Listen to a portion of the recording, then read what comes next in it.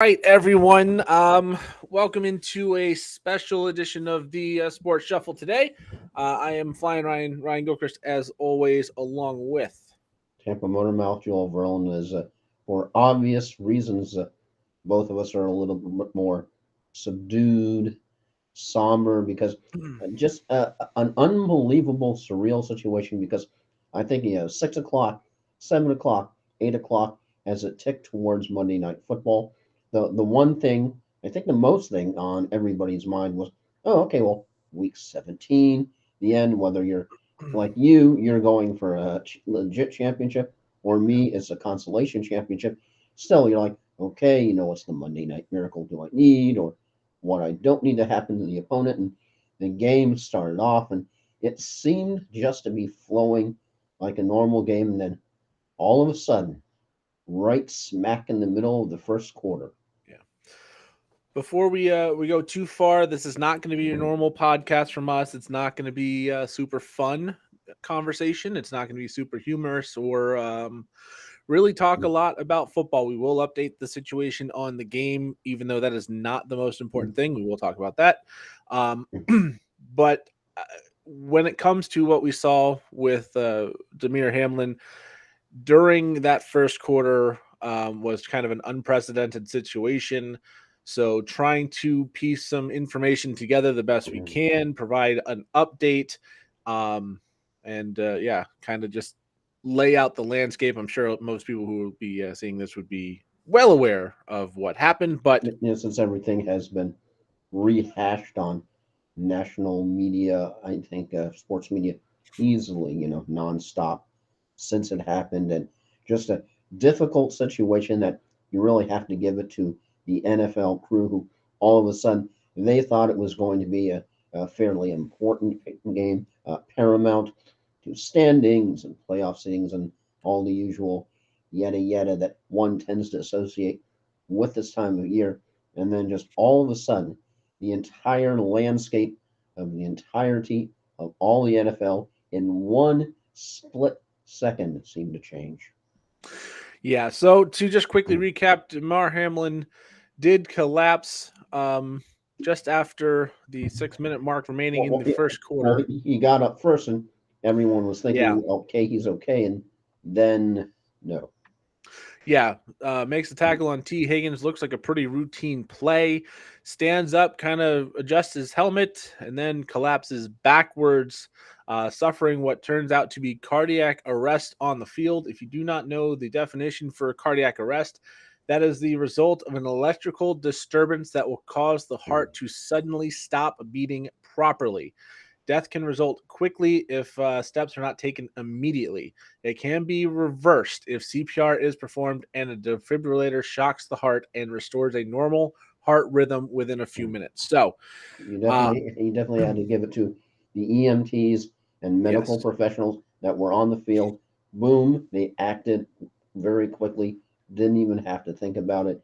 And just all of a sudden, it was such a surreal sight, because all of a sudden it was like, okay, what's going on? Are they going to continue the game? And the game was, of course, suspended first. yes, it was suspended as he was on the field for about 15 minutes. Collapsed. I remember thinking the first commercial, normal injury, no big deal. The second one, he was still down. That's not unprecedented, but it's something serious. They go to another commercial break, a very long one, and come back. And I just remember Josh Allen's face, clearly crying, hands over his nose and mouth. And my first thought was, he's seeing a corpse on the field, because the reaction was so strong and so profound that And most of something the horrific was in front of his a eyes. lot of the Bills players in tears. You know it was something serious when both teams, not just one team, but both teams were huddled around Hamlin. And when you have Joe Burrow and you have Josh Allen hugging each other, Yeah. Um, so yeah, they did get the heart pumping once again while he was on the field. That what I had said is defibrillator can shock the heart and restore the normal heart rhythm in a few minutes. So that was something that's a very positive development that happened on the field, but was not breathing on his own. To my knowledge, still not off of the ventilator as he went to the hospital in the ambulance. His mother came out of the stands to ride with him to the hospital. She was at this game. Went to the University of Cincinnati Medical Center, which is one of the only level 1 trauma centers in the region. It was also where Tua Tagovailoa went when he had his convulsions after his head injury. And at the time, we really didn't know what was going on. Was this a head injury? Was this a neck injury? Was this something, cardiac arrest? What was this? And it turned out to be one of the worst case scenarios for Damar Hamlin. The good news, if it's there is bad. any, One, because they normally cart the player off, and then you assume if they have to go to the hospital, they go that way. The ambulance came on the field. Definite indication this is beyond came serious. on the field quickly too. I mean, that was moving. They had someone having to basically say, "Okay, you can go where you're going, slow, slow, slow." But that was moving. It was definitely a clear emergency situation. He had people helping him within 10 or 15 seconds of collapsing, the medical professionals for each team, and then the EMTs were there shortly thereafter. So now, if this was due to the hit, the collision with T. Higgins, it could be. There's the biggest killer of baseball players, if they have this kind of thing, is a baseball hitting them in the chest. If it hits them at the wrong part of the heart rhythm, heart cycle, in the wrong spot, it can basically shock the heart into stopping. For lack of a better term, if you watch the play, T. Higgins does lower the shoulder like every NFL player does, catches him in the chest, and it could have just been the wrong place, wrong time. If that's the case, that's not great. But the positive here, if this was natural, if this was something that was going to happen one way or the other, it's his time to experience this event. You couldn't have asked for a better time to do it, with thousands of people watching and aware, with medical professionals literally 40 yards each side of you, ambulance on the site, trauma center not that far away. So far, vitals have returned to normal. They're going to try and wean him off the respirator today. The first few minutes of this event, Stable, but still critical. critical but stable, is better than critical what it was last night. CNN Sanjay Gupta, and don't give me the whole CNN crap because that's not relevant right now, basically said the first 4, 5, 6 minutes of this event is going to be the difference between survival and death.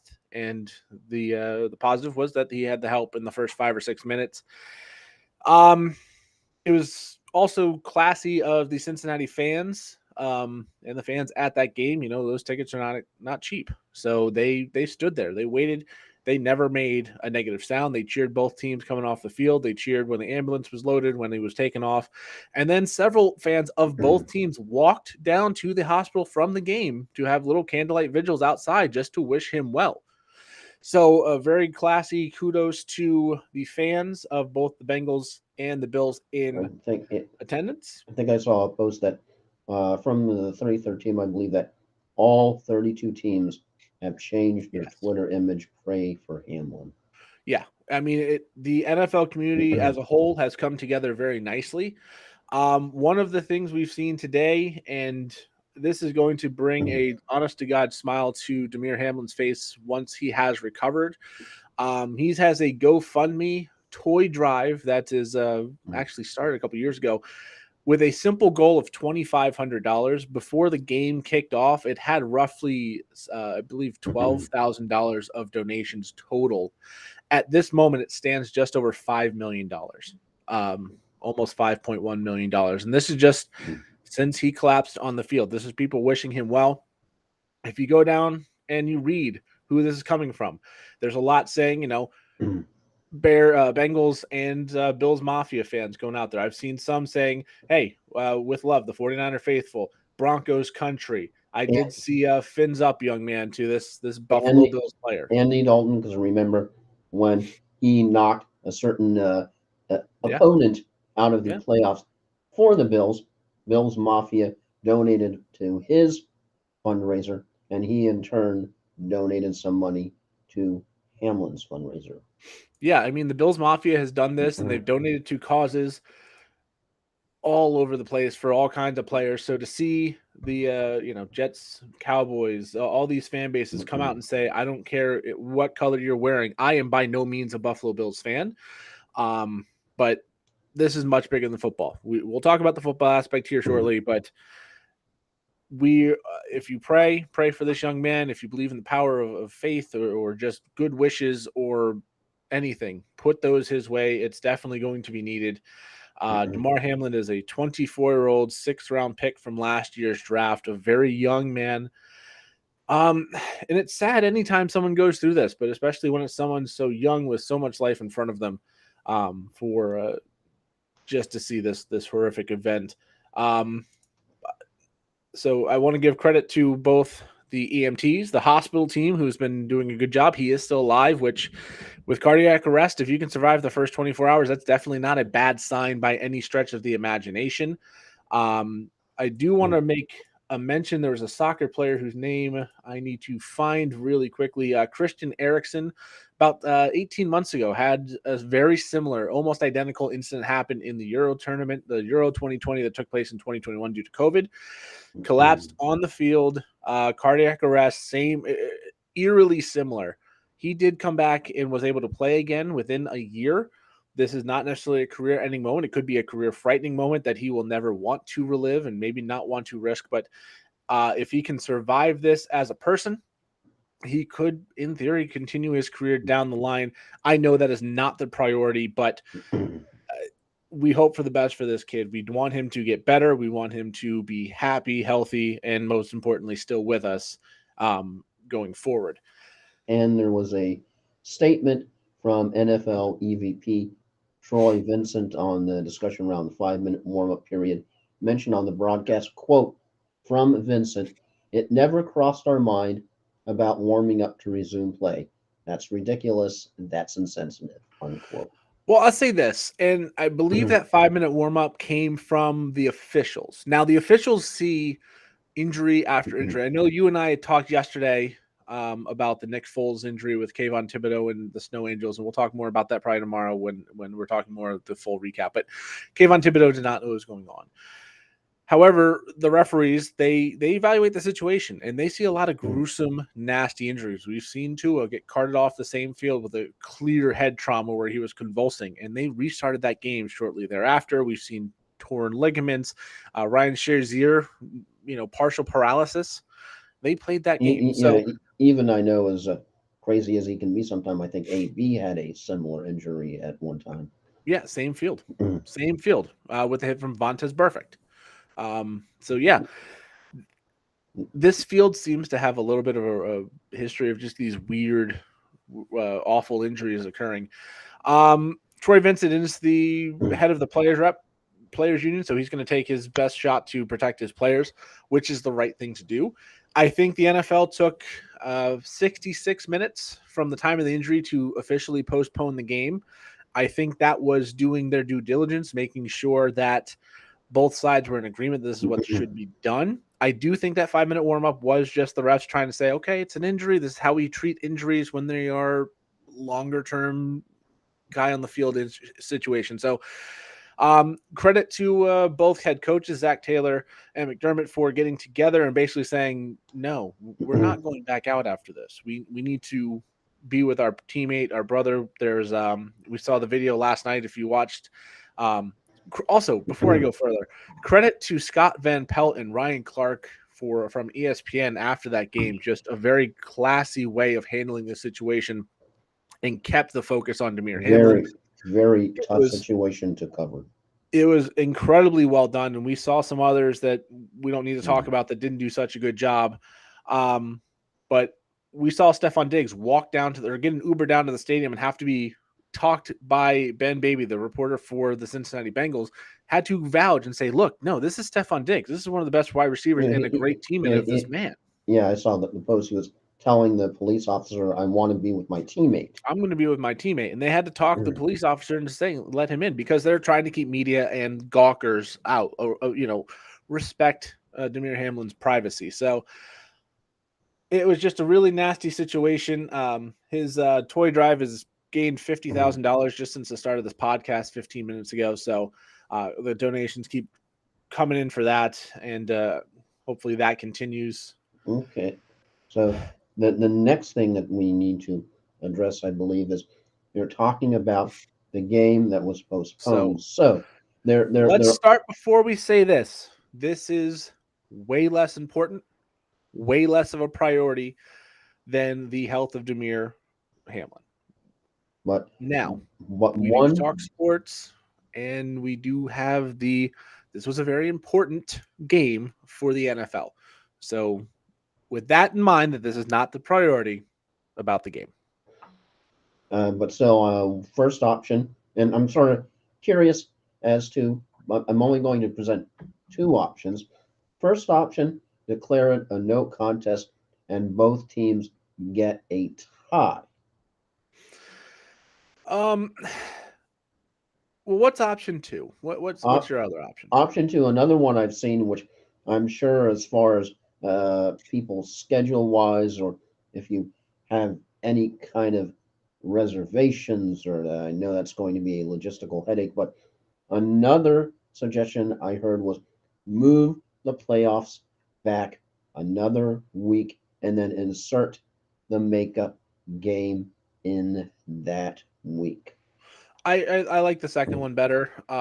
Basically have a 1 game week 19 between these two teams, because at the end of the day, you declare this a tie. You have basically, if the Chiefs can win their last game, gifted them the number one overall seed in the AFC. You've also gifted the Bengals the division. You've really only hurt Buffalo in that equation there. Um, that being said, the Pro Bowl is played the week between the Super Mhm. Bowl and the championship games. You can move every playoff game back 1 week and have a triple header on AFC and NFC championship weekend and put the Pro Bowl at the end of the day. Nobody really cares about that anyways, but if you've bought a ticket and all that, you still want to go. So don't cancel it. Just move it to the 8 o'clock time slot. Have a 1 and a 4 o'clock like you do every Sunday, and then have that as the nightcap. That's the easiest way to get this game back in. It does have massive playoff implications in the AFC. Again, not important. It is not the relevant part of this conversation. The relevant part was the first 15 minutes of what we talked about, the actual human being, the life out there. But when it comes down to it, the NFL has said they continue to be in regular contact with the medical team caring for Damar Hamlin, and also the Bills and Bengals organizations and the NFL players. After speaking with both teams and NFLPA leadership, NFL Commissioner Roger Goodell informed the clubs today that the Bills-Bengals game will not be resumed this week. It will not happen in week 17. We will talk more tomorrow about implications on fantasy and all that not important distractionary garbage tomorrow. The NFL has made no decision regarding the possible resumption of the game at a later date. The league has not made any changes to the Week 18 regular season schedule. We continue to provide additional information as it becomes available. All right, and I know the other thing you definitely wanted to bring up, as I'm sure you have it on your screen, a certain tweet from a certain sports journalist that not only raised your ire, my ire, but everybody's ire. And I definitely think it's important to bring up. And I'll let you take the lead with this, since I know you definitely wanted to charge on and express what you feel after you first read it.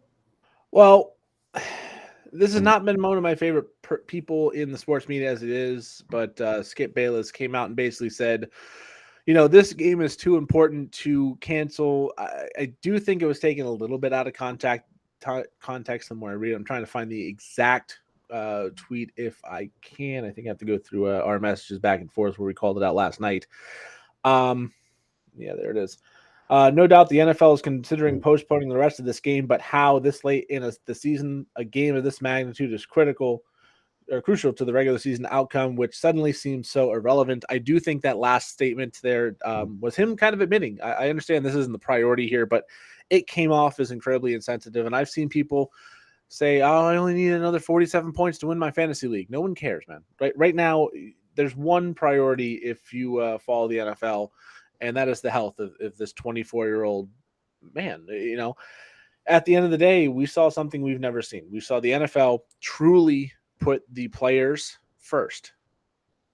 Because in the past, I mean, there's been 2 instances where CPRs had to be done on the field. One of them where the player died after the game. Both were with the Lions in the 1900. I think one was 1971 and one was in the about 1990s something season. And both of those, they came out and they finished the game. The one where the person passed away, they found out after the game had been completed. So we didn't see that with this one. They took care of the players. So kudos to the NFL on that one. I know Booger McFarland was saying, just come out and say we're canceling this game. They came out within 66 minutes to say this game is not going to happen tonight. They had to do the due diligence. We saw the phone get passed in the tunnel between both head coaches when they're talking to the league office to kind of get everybody on the same page. Again, the priority here is Damar Hamlin's health. So far, these signs are as positive as you can realistically hope for, given a cardiac arrest situation that happened on the field during the game. It's just a tragic situation that hopefully will not become more tragic in the next few days. It does seem like things are going in a slightly positive direction, but they're going to try and wean him off the ventilator, and that's when a lot of information is going to be brought to light on the survivability of this. If he starts breathing on his own again, he should be able to make a full recovery. If not, the long-term ramifications of what needs to be done will unfold as they will. So hopefully we do not have to deal with situation B there, and he'll regain breathing function on his own in the coming days. And that's where we stand on that. Both teams scheduled to play 1:00 on Sunday. No changes to that schedule have been made. But hopefully we will get word on the health of Damar Hamlin sooner than that. Yeah, because you definitely saw a couple of other suggestions I won't bring up because I think that they would fall into the category of more humorous. I think they were presented legit with a way of trying to solve it, but don't think really appropriate to bring them up for this particular podcast. Yeah, this is to just kind of update everybody where everything stands, and it's been a crazy day following this. I don't know about you, Joel. I know this was something I was keeping an eye on all day, even while I had other things I was supposed to do. So the eyes of the football world are still keeping an eye on this, and it's just a really, really nasty situation. And again, this charitable donation has earned about $90,000 in this 22-minute podcast. So the donations keep rolling in. If you have the ability to, the link to this GoFundMe, which has been verified as legit, and the family has reached out and said, thank you for showing the support. If you want to support him, keep donating here. Just be careful of which fund drive you donate to, because I've heard that there have been several fake ones, people attempting to take advantage of the situation, not shockingly, but not. Yes, it's ideal. the one that has an update from his from the family, and has $5.13 million raised and counting. So I think the link is in our timeline on Facebook, and a simple Google search. I think I saw you share it to the shuffle. Yeah, the Chasing M's Foundation Community Toy Drive. That's what they want you to do. If you want to support him, that's where you go do it. And yeah, we will continue to hope for the best. And we'll be back tomorrow with a more regular-ish podcast. I mean, we will give any updates on this story as we can, as it continues to develop. It would have just felt weird and disingenuous to just sort of chunk this in with a normal podcast. Yeah. It's just that this is not normal. Someone is teetering on the edge, and you hope they come back towards the light. That it's just not something that I think you can just sort of throw in there with, okay, here's the here's the recaps, here's the Super Bowl of Suck update, here's the update on Damar Hamlin. It just doesn't fit. And somebody's lying in the hospital in critical condition. Oh yeah, also that. It's not appropriate. Yeah, so with that, I think we're going to wrap this one up. Damar Hamlin, we wish you the best, as several million people are doing right now. Hashtag pray for Hamlin. Yeah, pray for Hamlin, pray for 3. I do believe he's going to get through this. And I think once he's recovered, he's going to be tough. You have to be tough mentally. You have to be tough physically to play football. I mean, it's not a gentle sport by any stretch of the imagination. No. No, and when he does come through this and is healthy, he's going to appreciate all the warm wishes, all the donations to something he is passionate about, providing toys for families. And this can do a lot more than that. This can do a lot of good. So, um, yeah, if you can contribute, please do. Keep those warm wishes going. And hopefully tomorrow when we're back, we'll have a much more positive update. Things are going the right direction. Here, And here, amen. we'll be able to happily look towards NFL football and the on the field ramifications that are just frankly not that important in the grand scheme of things. We want to go back to our distractions, but the real responsibilities, the realistic expectations of the real world, they need to Yeah, be the focus here. if you ever wonder why do they get paid so much money, because something like this seems to be a potential for all of them at any time, as scary a realization as that may be. Yeah. So, with that, best wishes to Damar Hamlin, and we will see you tomorrow.